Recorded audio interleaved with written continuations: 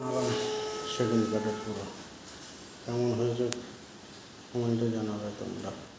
এই যে পাশের আলমারিটা ছিল ওনাদের, ঠিক আছে। দেখো বুঝেছো, এই খাটটা বানালাম, নতুন ঘরে শিফট হয়েছে, সব নতুন খাট বানিয়ে দিলাম।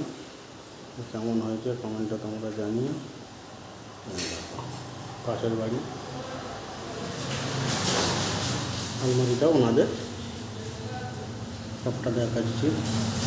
ঘরের চতুর্দিকে ওনাদের, ঠিক আছে। এবারে বলো খাটটা কেমন বানিয়েছি। হাইড্রোলিক লাগানো আছে, হাইড্রোলিকটা একটু হাত দিয়ে তুলে দেখাতে হচ্ছে তোমাদের, দেরি করো।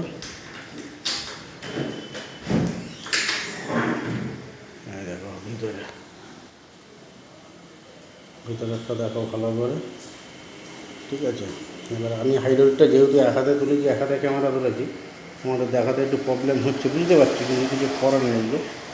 দেখো এখান থেকে একটা পাল্লা আছে, এই পাল্লার থেকে তোমরা এই যে পাল্লাটা দেখছো, পাল্লা দিয়েছে বন্ধ হয়ে গেল। আর এই হাইড্রোলিক লাগানো আছে।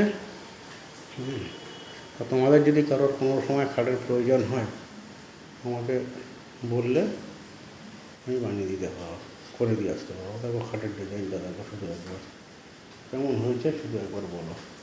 ভিডিওটা একটু বড় হচ্ছে, কিছু মনে করো না। এই যে হাইড্রোলিক নামিয়ে দিলাম,